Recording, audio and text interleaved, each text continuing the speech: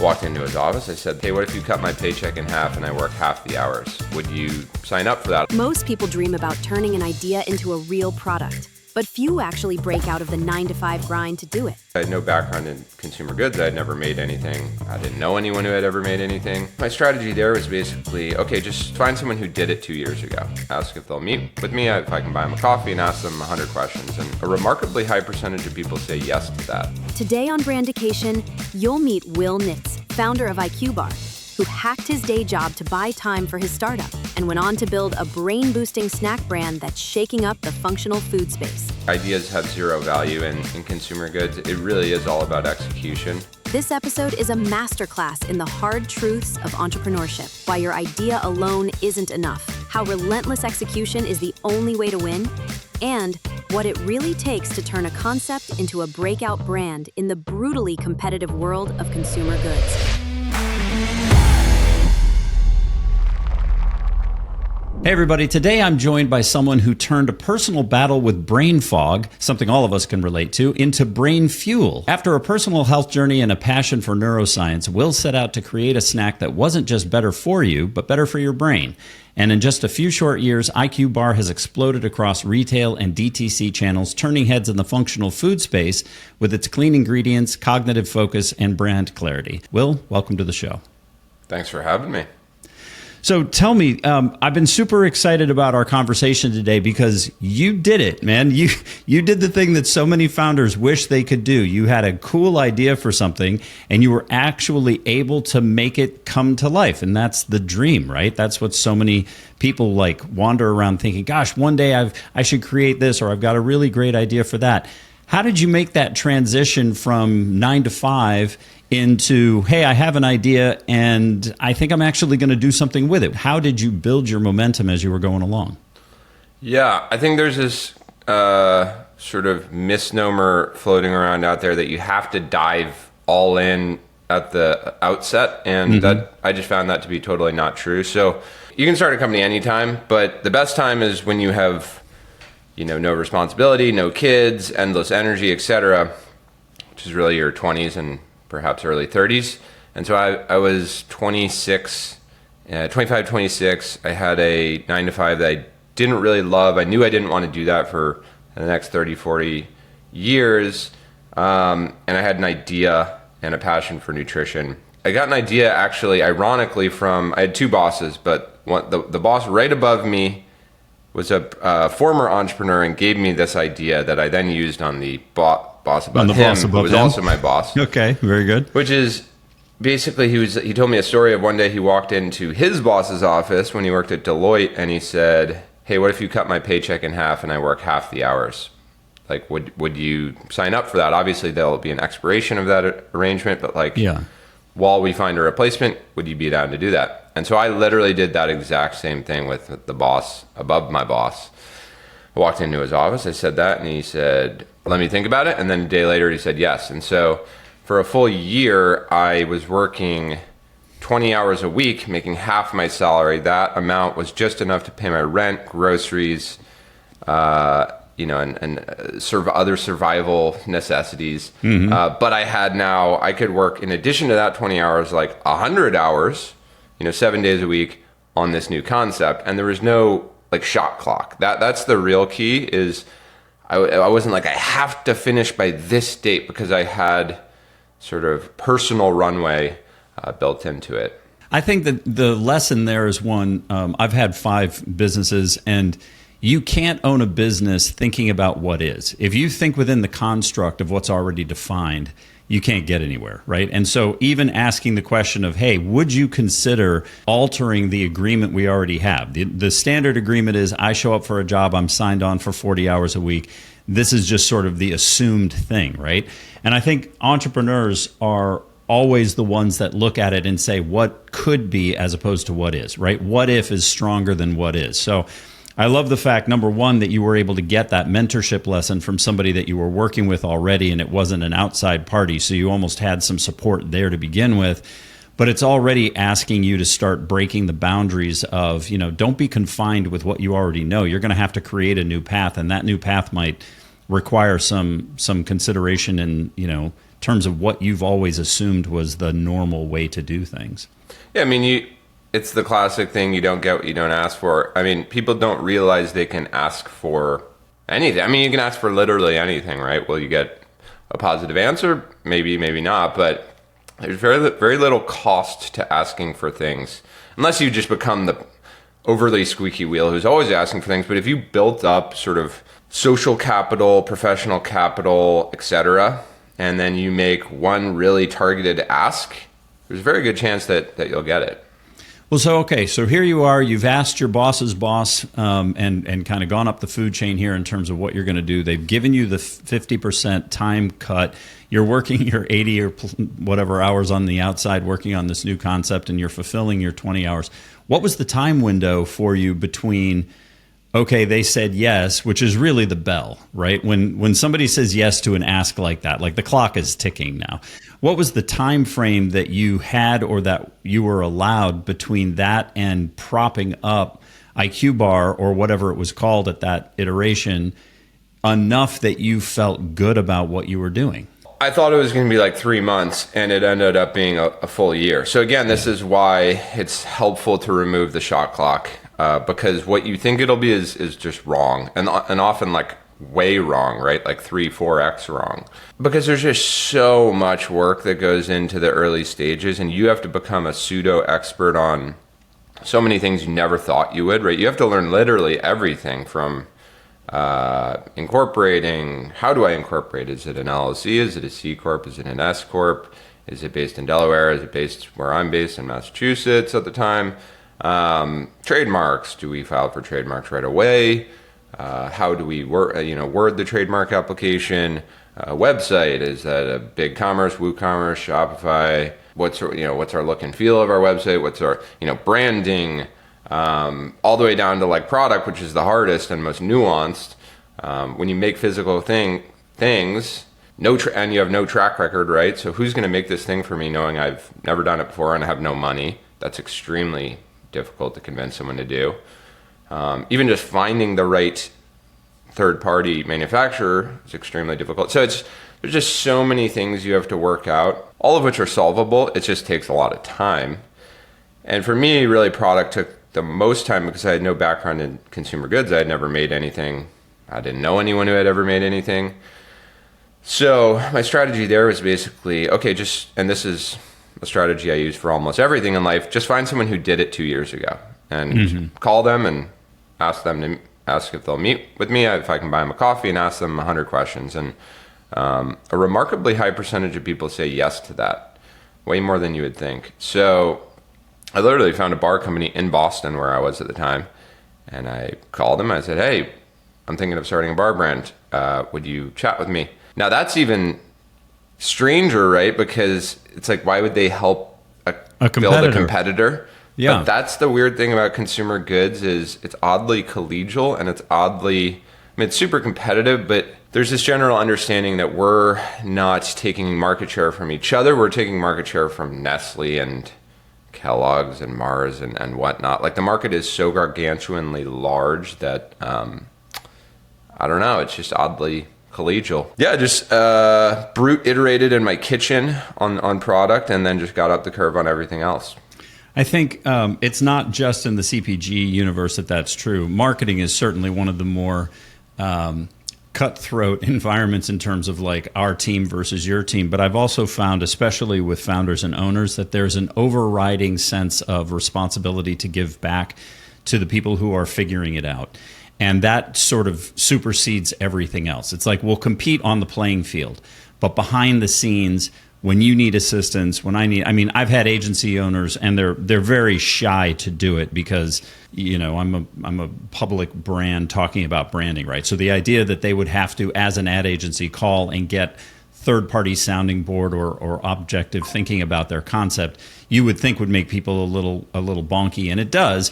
But at the same time, the minute that they find that you're open to talking about their business with them that way, boy, the floodgates just open up. And I feel like that responsibility is a pleasure and a privilege for other groups, whether they're already established or they're just coming up, to be able to say, hey, chances are that you're struggling with something that I either already have or know something about or know someone that can help you out with. The bigger point here is to make sure that the business is successful and that you're reaching the goal far over the fact that we happen to be competing on shelf space. I mean, unless you're Coke, Pepsi, or Miller and Anheuser-Busch, like I don't get the sense that most business owners are moded that way. I think most of the time they're very open to saying, "Hey, where are you in the journey, and like what pieces of the puzzle can I be giving to you?"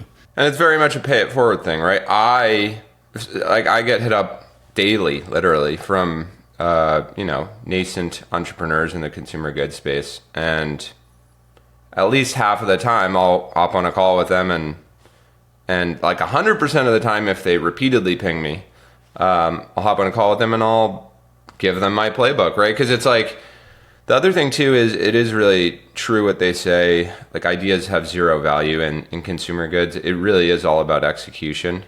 So even me giving them the playbook, it's like, good luck. Like, that'll get you.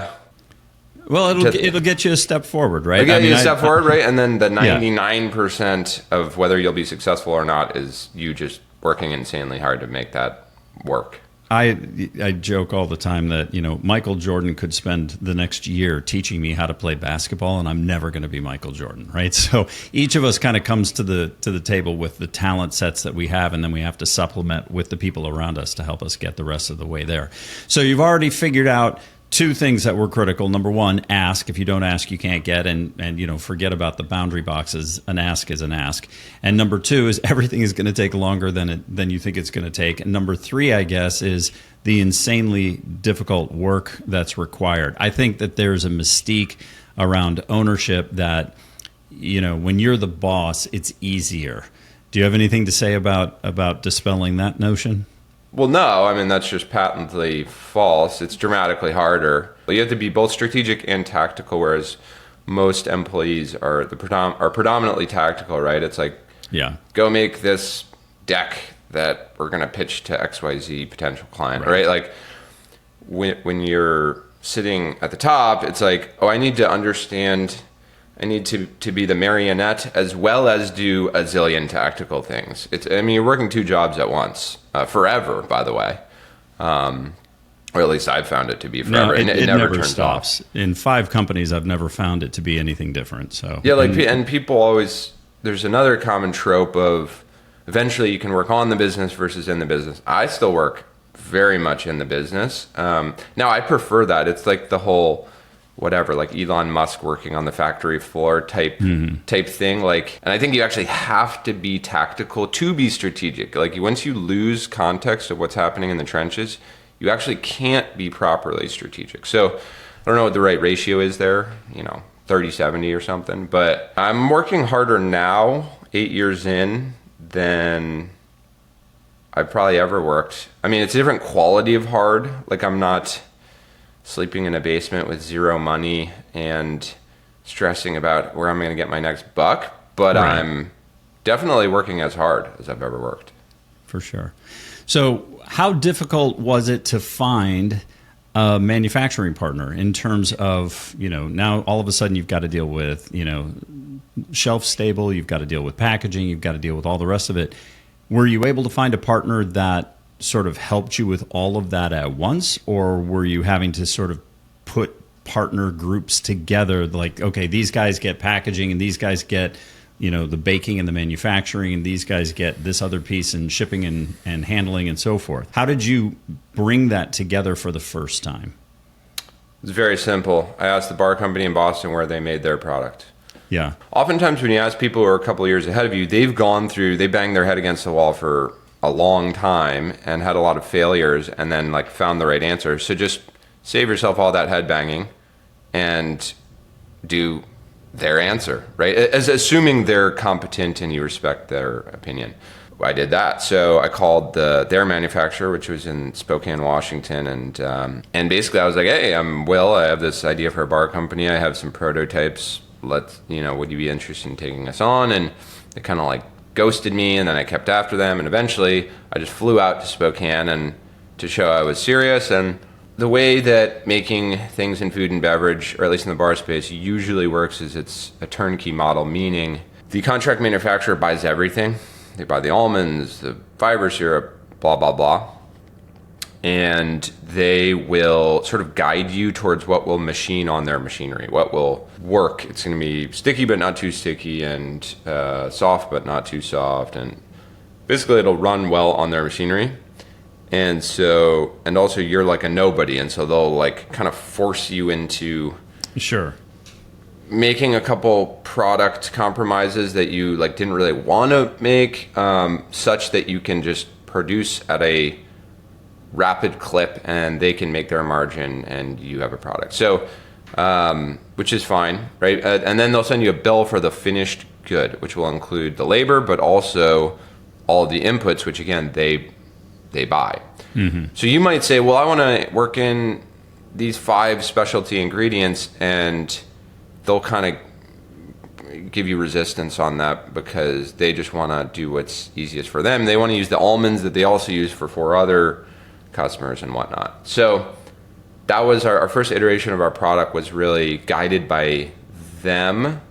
I worked with their head of R&D, and it was like 8 grams of sugar and 6 grams of protein, and I think it cost us all in like $1.25 a bar, and like radically different than our product today. But it was a start. I mean, that was what was important. It was a starting point that we could then iterate off of. All right, so now you've got the product. Now the question is brand, distribution, et cetera. Are you, as a Harvard grad, are you placement and distribution first, or were you brand and awareness first, or did you see those as equally rising tides? How did you approach the introduction of the product to the world?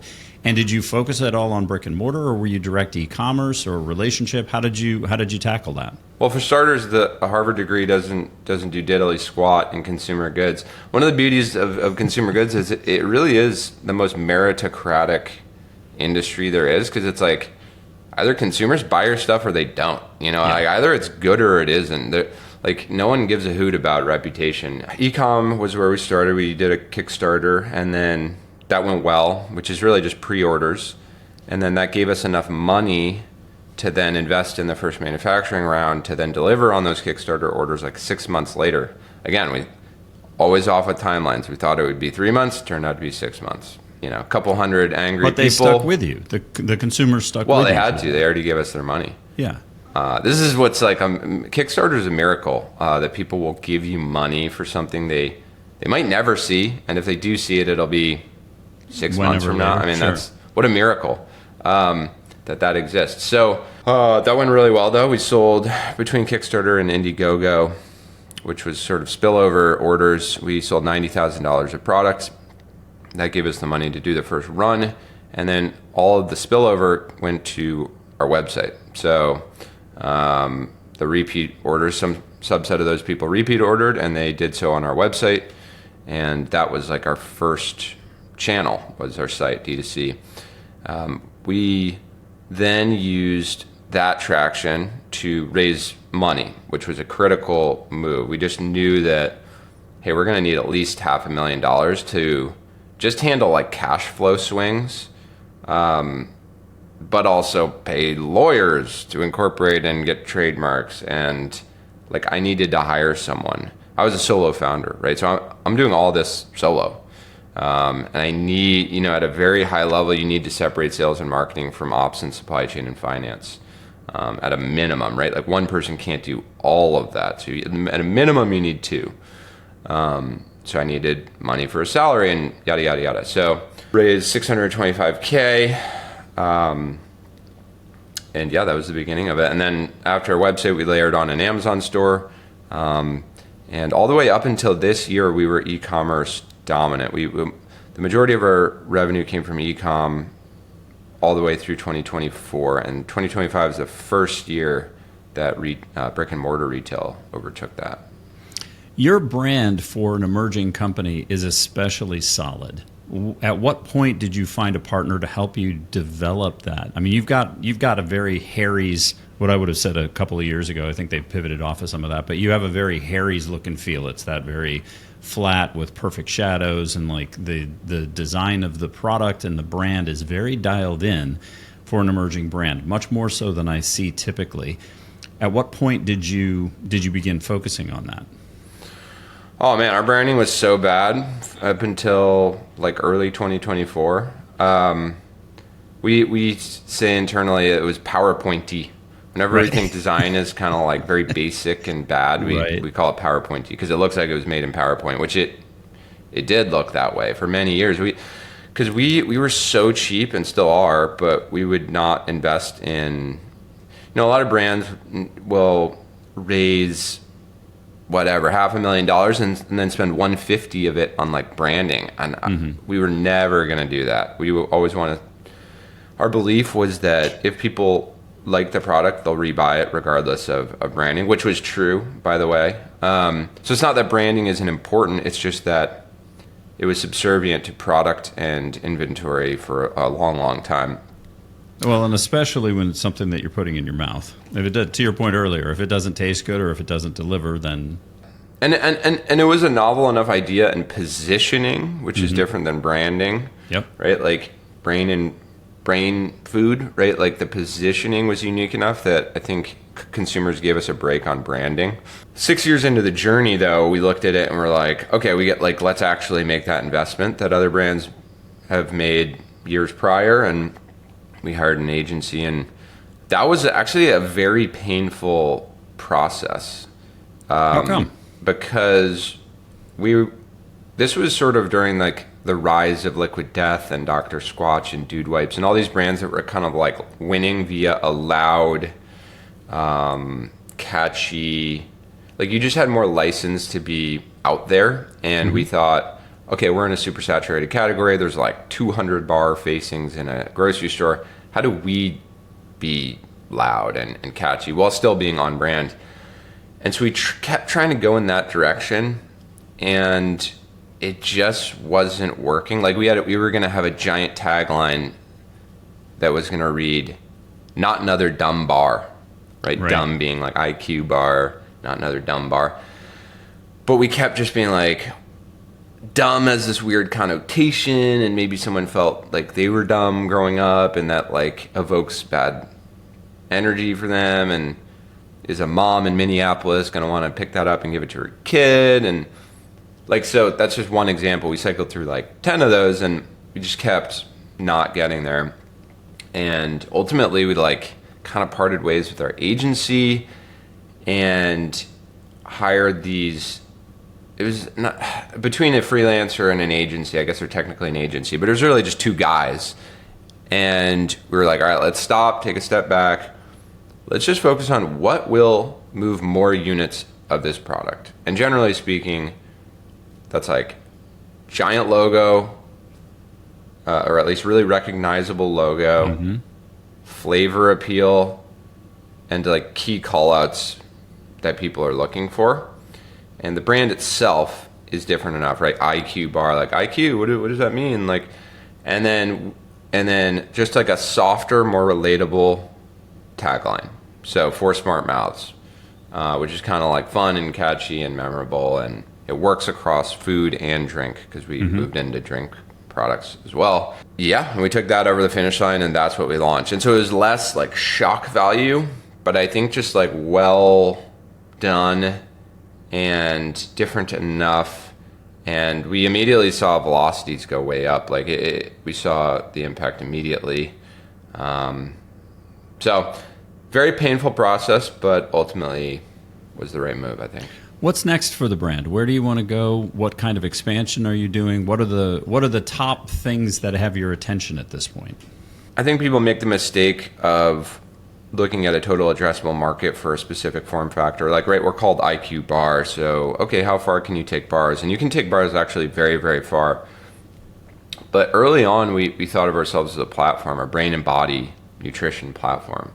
And so a couple years in, we launched IQ Mix, which is a hydration mix. This was when Liquid IV was sort of redefining what hydration meant, and now it's in sachets. And so we moved into that, and that went really well. And then we moved into coffee with IQ Joe. The whole idea being that they all have to be brain and body relevant, similar nutritional ethos, low sugar, clean label, gluten, dairy, soy free, etc. They all have to be at approachable price points.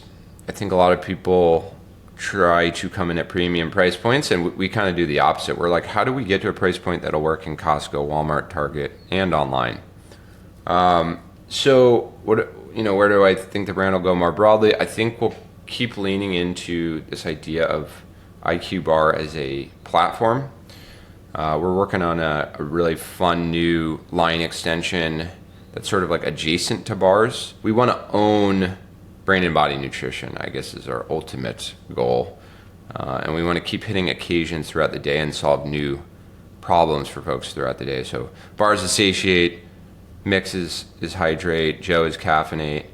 What else is there, right? Like sleep would be an example of another area that we have licensed, I feel, to play in. Following the can, rejuvenate, right? So you've got your 8. Rejuvenate, that's good. There you go. Marketing folks, what can you do? Will, thank you so very much for joining me today. If people want to test out bars, if they haven't become familiar with IQBAR already, where can they be finding you best if they want to sample products? Should they be going to retail? Should they be going to your website or Amazon? How can they get their hands on it? Because it is one of the best tasting things that I've ever put in my mouth. I read a review not long ago that said it tasted like cookie dough, your bars, and I was absolutely blown away to find that they were correct. Like they're just that perfect sort of texture. So for someone who hasn't tried your product yet, where can they find you best? I mean, the best thing they could do, the best gift they could ever give me is buy it on Amazon, wait for it to arrive, and leave a review. That would be the maximally helpful thing. But yeah, we're on Amazon, IQBAR.com. We're also at your local Costco, Walmart, Target. We have a store locator on our site, so I'm sure you can find us. Very good. Will, thanks so much again for sharing all the insights that you have today. Congratulations on all your success, and I look forward to talking to you again in the future to find out how the brand has continued to grow. Right on. Thanks for having me.